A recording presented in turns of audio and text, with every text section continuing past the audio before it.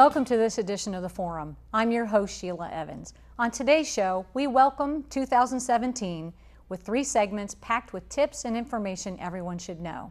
We start with Brittany Melvin, Community Risk Reduction Coordinator with New Hanover County Fire Rescue.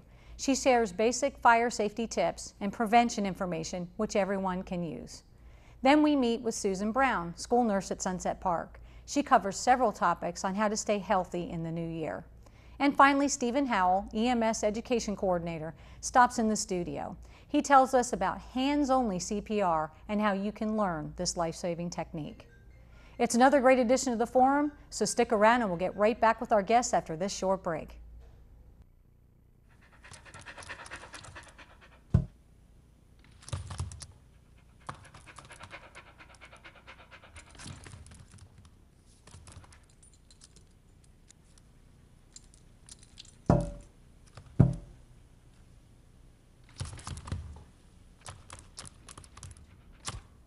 There's a shelter pet who wants to meet you. Meet one today. Visit theshelterpetproject.org. Adopt.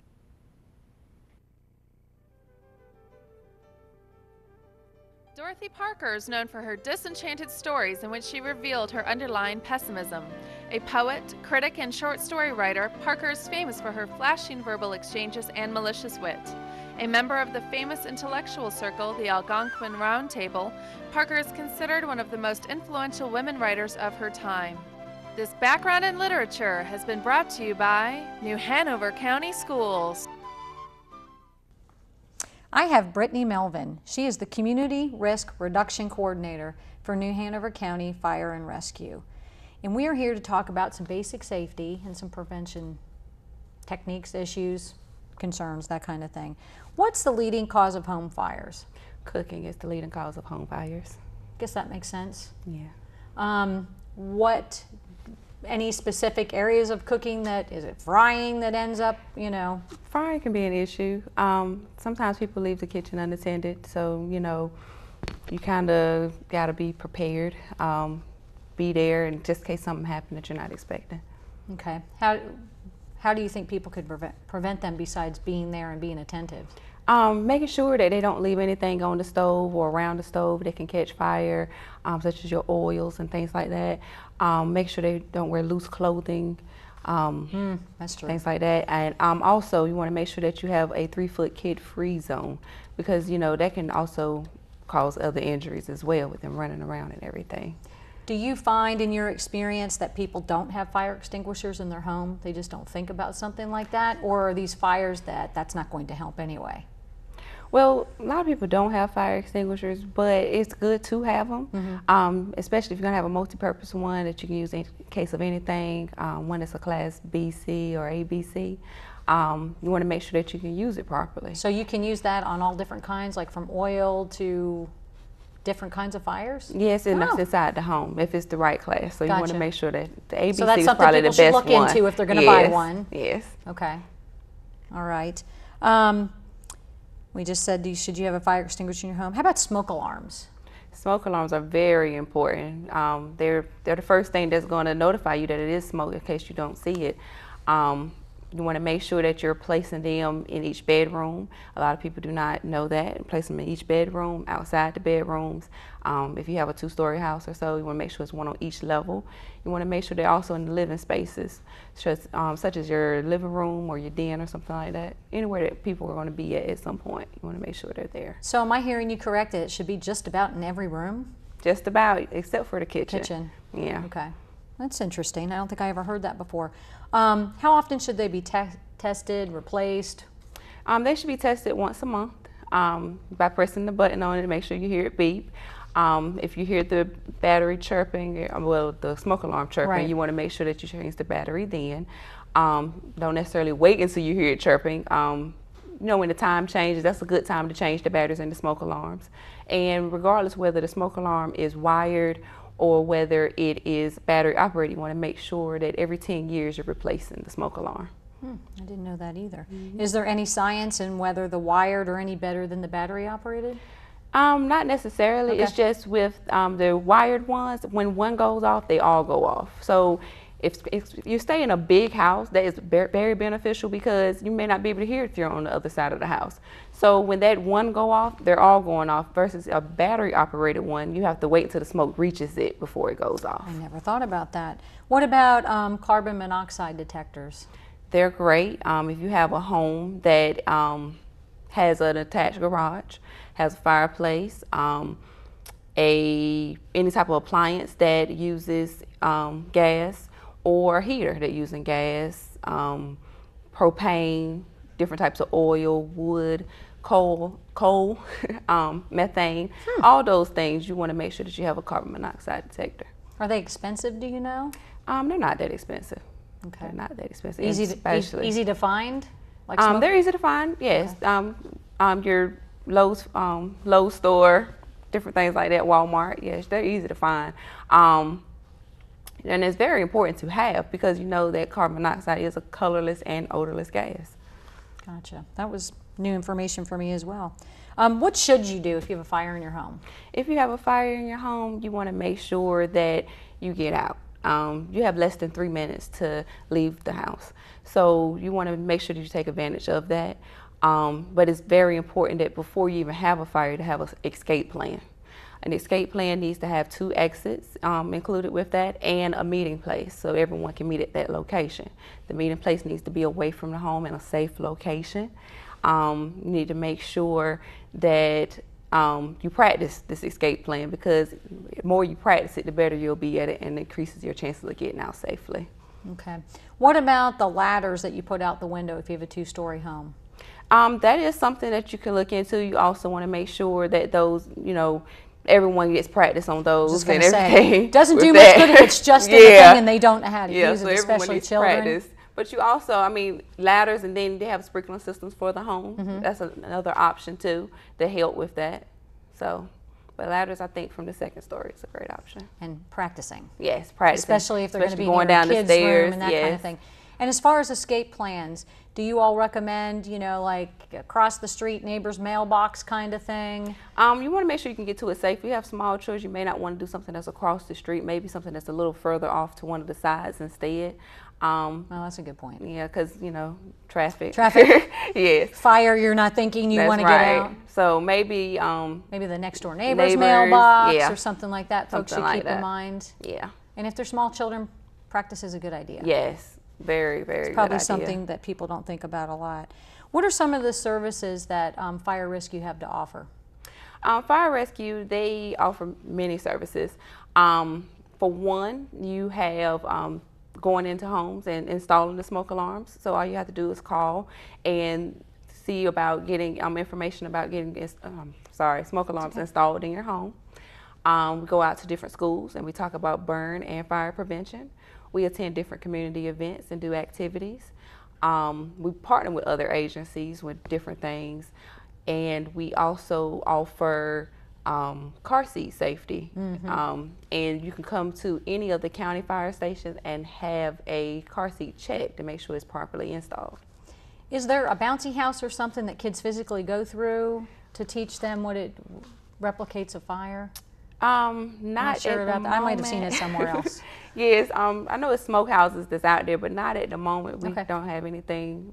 You can do station tours, and they can show you the different things that's at the fire department, things like that. Yes. Very good. Well, Brittany, welcome to Wilmington. You're new to this job. Yes. And the biggest thing I just took away from this is that you can actually call the fire department and have somebody assist you on where the smoke alarm should be in your home. Yes. You just have to set up an appointment. Yes, and they'll actually There's no provide charge for the that smoke or alarms. anything, but no. They'll provide them? Yes. Wow. They're battery operated, yes. Okay. Very good. Thanks again, Thank Brittany, you. and we'll be right back just after these messages.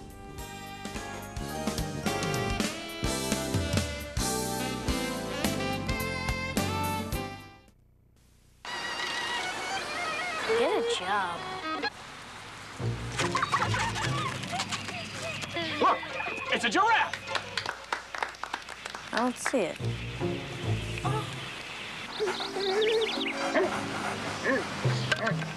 The less art kids get, the more it shows. Are yours getting enough? Art. Ask for more. AmericansForTheArts.org. I can listen. I can cook.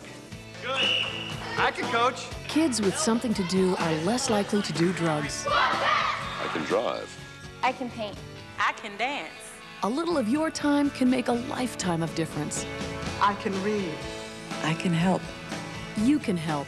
Call toll-free 1-877-KIDS-313 to find out about community drug prevention programs. I can keep a kid off drugs. My next guest is Susan Brown. She is a nurse with the New Hanover County Health Department, and we're here to talk about how to stay healthy in the new year. So Susan, let's start with the flu shot. Tell us a little bit about it, things you think we need to know. Very important to get the flu shot. It's available at the health department still. The clinic was open until the end of October. That was the time that we would like for people to get the flu shot. It is still available though, so you should get the flu shot. The nationwide peak for flu season is December through March. Okay. So please do go ahead and get the flu shot. You can get that at the Health Department, 2029 South 17th Street, in the walk-in clinic now from 8 to 4:30, Monday through Friday. So it is important, and you still can get it. What is the difference between walking in now and the clinic that you described in October? The clinic is what they do in October is they set aside a room specifically for people to just walk into that clinic and just to get the flu shot. Where now you walk into the general clinic and you can check in and stuff. I actually did go, but I think it was after October. So I'm just curious for myself. Right, and it's still a very smooth process. It's just now in the general clinic. And I went at lunchtime and I was in and out in less than an hour. Yeah, I really was. Exactly. Well, very good. Now, how about the flu mist? Is that still around? It is not still around, and children generally like that better than they like a shot. Sure. But the CDC and World Health Organization had done a study, and they found that it isn't as effective as the flu shot. So New Hanover County has decided that they are not doing flu mist this year. It is only in the injectable form. Everyone ages 6 months and older should get the flu shot. That includes pregnant women, of course 6 months and older. It's important for pregnant women to go ahead and get the shot because there are more complications that a pregnant woman could get if they have the flu than if they get the flu shot. Gotcha. Are the shots different, like you see them advertised at Sam's and the pharmacies and that kind of thing? Is there a difference in the shots? There are no differences in the shots. Older seniors they can get a quadrivalent shot, which is a higher potency. So for them, they get a higher potency flu shot, but there's no difference in the quality, if that's what you're asking. No difference in the quality. Yeah, the quadrivalent, I think you just said, I thought that was just a little bit different because it protected from 4 different strains or something. Well, it does, and there's trivalent, quadrivalent, and you can ask at the health department which ones that they have available for you. Oh, gotcha. You can always ask, and actually the trivalent and the quadrivalent, just what you said, protects against 3 or 4. You can always ask which countries they come from. That's what it means, trivalent, quadrivalent, where the countries they originate from. Okay, interesting. How about some other tips for us to stay healthy? Oh, there are a lot of them, but the number one is good hand washing. Good hand washing, you cannot compete against that. The other one is just to maintain a regular schedule, especially in this busy festive time. Maintaining a good schedule for sleep, exercise. When it's overindulging time, balance that out. You know, if you know you're going to a party, maybe balance out the meals in the morning. Staying healthy also includes primary care checkups, maintaining a good relationship with your doctor. If you've never had a baseline appointment with your doctor, get one, and then maintain that yearly so that the doctor can see changes in your lifestyle and your habits. Right. Now, you mentioned the sleep pattern. Why is that important? Sleep controls everything. Sleep, if you're lacking sleep, you can decrease your immunity, increase your weight, which can cause longer-term health problems in the future. Heart attacks, sleep apnea, all kinds of chronic health problems. So sleep is the most important thing as far as taking care of yourself now to prevent long-term complications in the future. Gotcha. Now you're a school nurse. What do you do in school to try to keep children healthy? Much the same thing as making sure that they're always hand washing. I teach that all the time as far as hand washing. It is the most important thing, no matter how far we've come along in science. The most basic things are sometimes the most necessary things. So hand washing first. Hand sanitizer is used a lot in schools, but I always say hand sanitizer 3 times, then you go right back to hand washing. So that's also a good thing. Hand sanitizer does not replace the importance of good hand washing. In the winter, asthma flare-ups happen, so I do a lot of education on keeping up with making sure the kids know about their asthma triggers and how to help them recognize those and stay abreast of those. So those are what we do. And then the new thing this year, of course, is the dab. So we call that the snab for sneezing into your elbow instead of into your hand. And the kids love that because now they're doing something popular, but it's also keeping other people safe. I do see a lot of kids doing that. Oh, yes, yeah. So we turn it into a popular public health information, PSA. Now we talked about hand washing. Are there any tips about hand washing that you think people should know instead of just taking that customary 3 seconds to wash their hands real quickly? Excellent question. Hand washing should be done at least 20 seconds, rubbing vigorously underneath the water. First things first, wet the hands, and then you get the soap. And then vigorous hand washing underneath the water, you add the friction. 20 seconds at least. With school children, I tell them to sing the happy birthday song twice. Nice. And that helps them to remember. So you're rubbing vigorously, hand washing, and then before you shut the water off with those hands, take a paper towel. I'm sorry, you wash your hands off, of course they're clean. Then you take a paper towel. Use the paper towel to shut the faucet off and then throw it away so that you're not recontaminating everything. There you go. And then maybe use your back end to get out the door. Exactly. Yeah, you can also use the paper towel. They don't always have a door. Right. Yeah. Well, then if they use that paper towel, they might be throwing it on the floor. Yeah, there's all kinds of logistical problems with that, but we Gotcha. try to keep the trash cans close to the door so that they can. That's a great idea. Yeah, open the door, although there are not a lot of doors, but we Gotcha. have it for people that can throw and manage to open the door. There you go. We can teach them to multitask. Exactly. Well, Susan, thank you for the tips. We'll be back in a few minutes, right after these messages.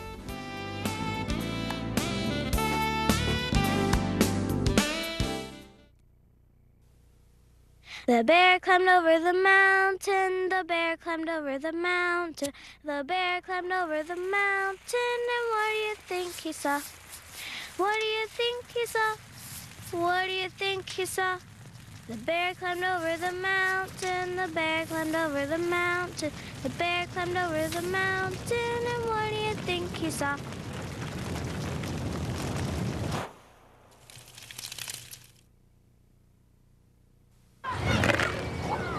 Low-fat cheese sandwiches on whole wheat bread. Chewy and good for you. Snacks high in calcium help build strong bones, and foods rich in fiber are good for your heart. So you have the power to dominate.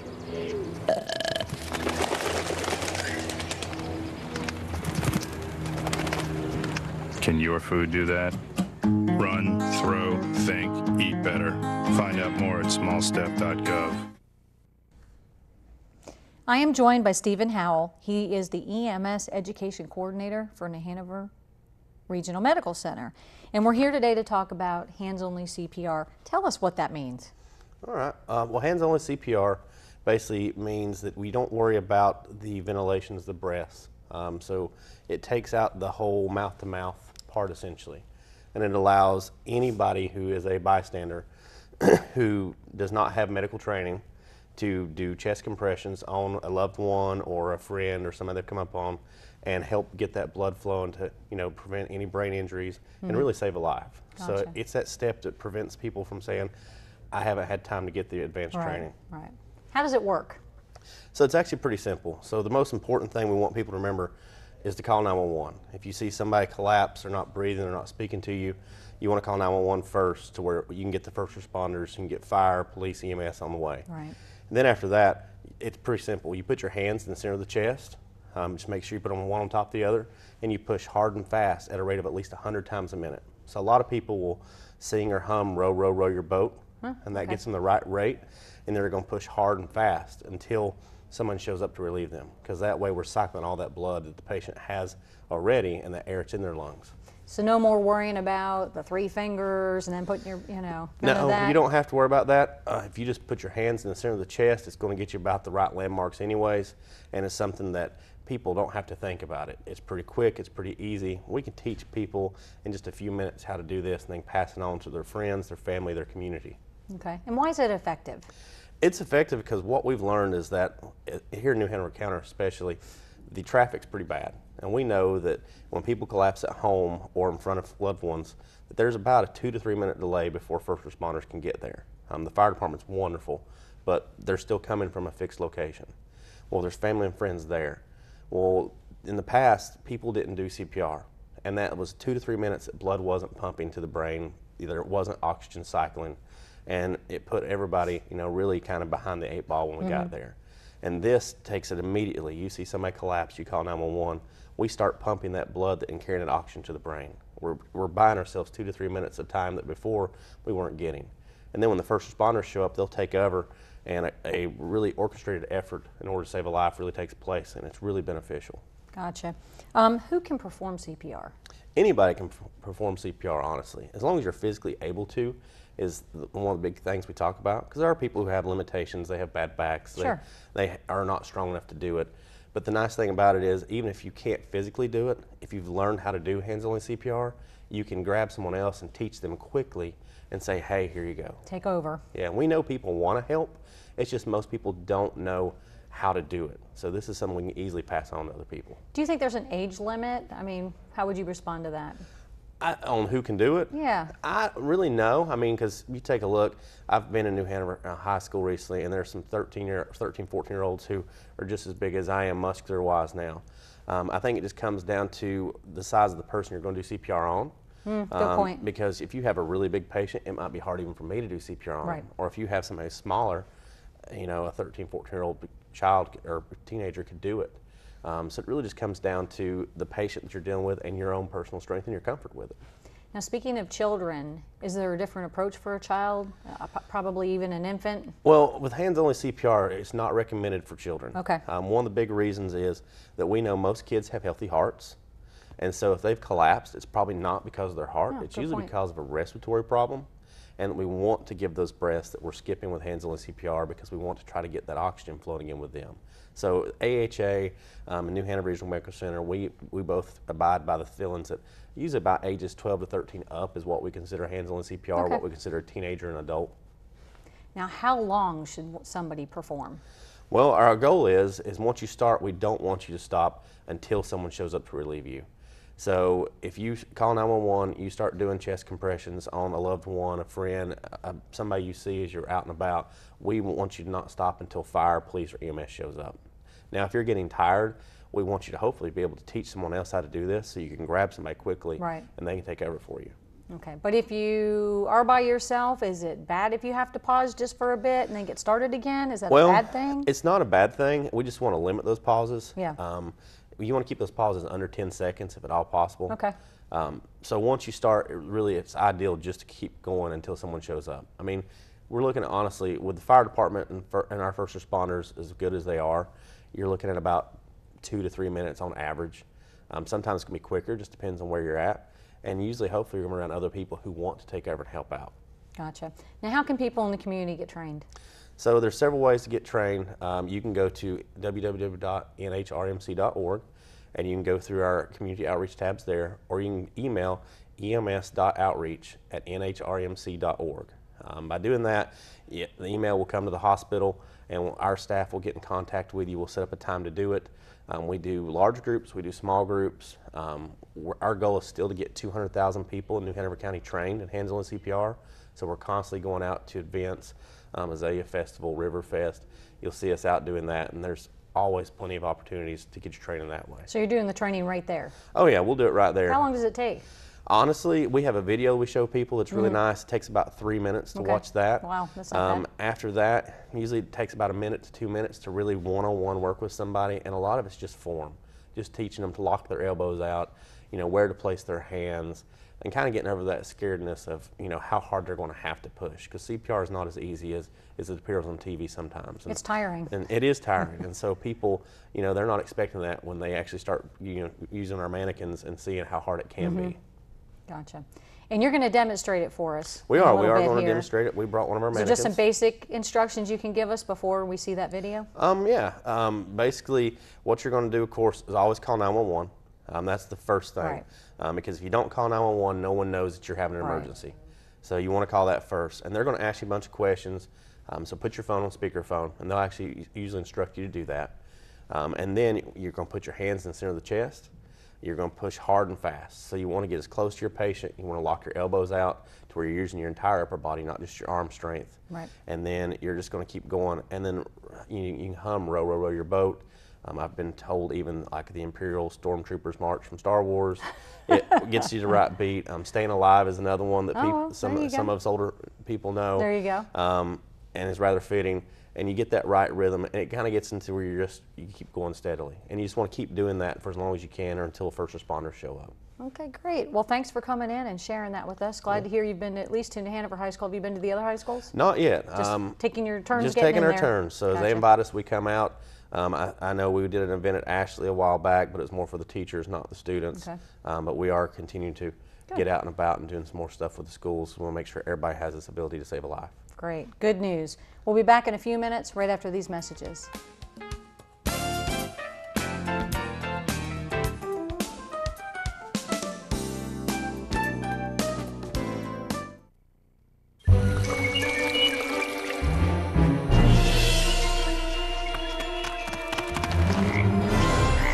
Let's turn over this log. Yeah. Whoa! I like the big black ones. I like the brown wiggly ones. I like the green crunchy ones myself. Whoa.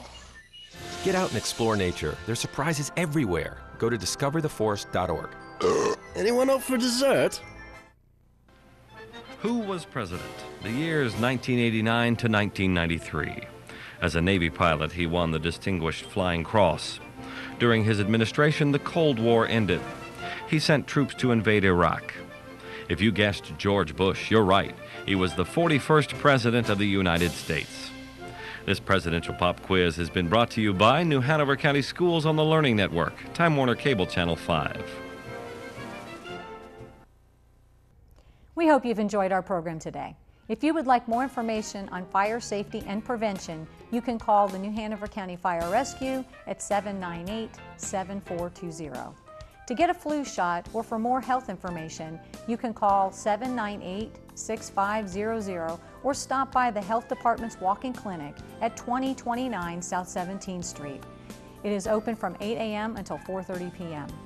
And to schedule a hands-only CPR training, contact a New Hanover Regional Medical Center team member at nhrmc.org/CPR.